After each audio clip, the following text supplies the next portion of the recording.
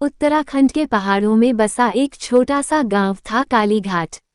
ये गांव पहाड़ों की गोद में छुपा हुआ था, जहां लोग समय के साथ चलना भूल गए थे। गांव के बाहर एक पुरानी टूटी फूटी हवेली थी जिसे लोग कालावेली के नाम से जानते थे।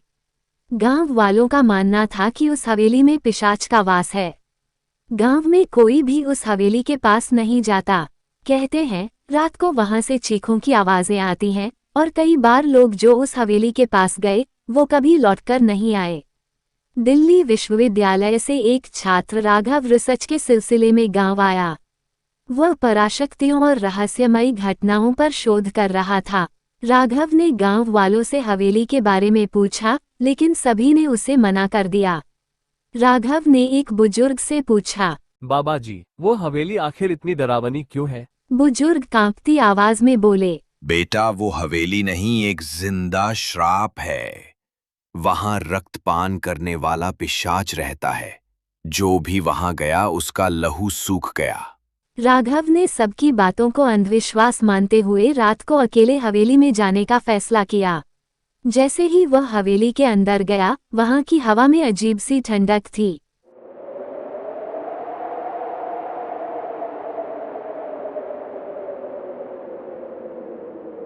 दीवारों पर खून के धब्बे थे और हर ओर अंधेरा फैला हुआ था। अचानक किसी ने उसके कंधे पर हाथ रखा। वह पलटा तो वहां कोई नहीं था। तभी एक कोने से धीमी धीमी गुर्राहट की आवाज आई। राघव चिल्लाया, कौन है? अंधेरे से एक छाया निकली, लंबा कद, लाल आंखें, बड़े बड़े दांत।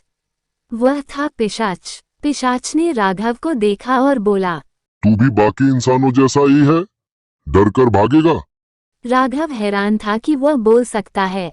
उसने साहस जुटाकर पूछा, तुम कौन हो? पिशाच ने एक गहरी सांस ली और बोला, मेरा नाम विराज था। मैं एक राजकुमार था, लेकिन प्रेम में धोखा मिला। मेरी प्रेमिका ने मुझे काले जादू से मारकर इस रूप में बदल दिया। अब मैं हर पूर्णिमा को किसी का लहू पीता हूँ ताकि मैं अमर बना रहूं। राघव ने कहा, अगर तुम्हें मुक्ति चाहिए तो क्या कोई उपाय है? पिशाच बोला, हाँ, पर वो आसान नहीं। मुझे फिर से इंसान बनाने के लिए एक निर्दोष की आत्मा को मुक्त करना होगा जो इस हवेली में कैद है। राघव को ये सब एक फिल्म जैसा लग रहा था, लेकिन वह आत्मा को खोजने निकल पड़ा। हवेली के तहखाने में उसे एक छोटा सा कमरा मिला, जहां एक लड़की की परछाई दीवार पर टिकी थी। उस परछाई ने कहा, मैं अनन्या हूँ। विराज ने मुझे पिशाच बनने से पहले मार डाला था। मेरी आत्मा यहीं कैद हो गई। राघव ने उससे पूछा, मैं तुम्हारी आत्मा को कैसे मुक्त कर सकता हूँ? मेरी चूड़ियां मेरी राख में हैं, उसे गंगा में विसर्जित कर दो, तभी मैं मुक्त हो पाऊंगी। राघव ने चूड़ियां उठाई और गांव के पास बहती गंगा नदी में विसर्जन कर दिया। जैसे ही चूड़ियां पानी में डूबी, आसमान में बिजली चमकी और हवेली से तेज चीख की आवाज आई। विराज की आत्मा कांप उठी और उसका शरीर राख बनकर उड़ गया। अनन्या की आत्मा आकाश में विलीन हो गई और हवेली तबाह हो गई।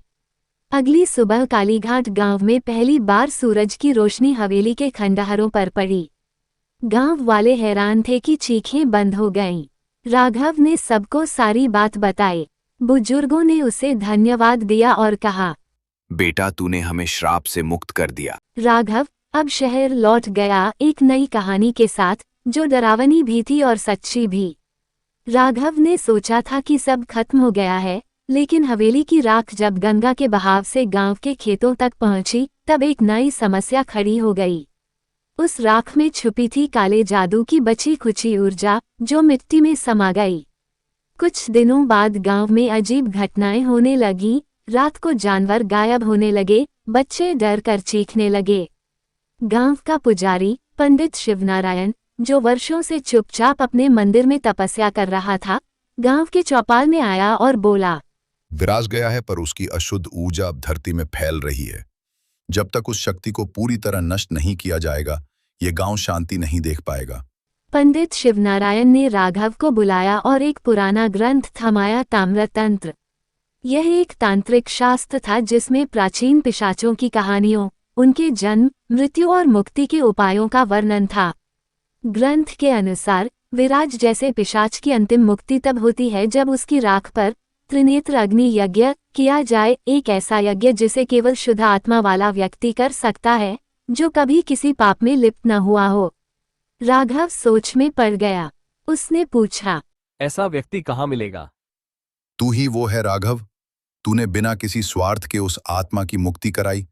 तुझसे पवित्र कौन? त्रिनेत्र यज्ञ के लिए रात चुनी गई जब चंद्र ग्रहण होता।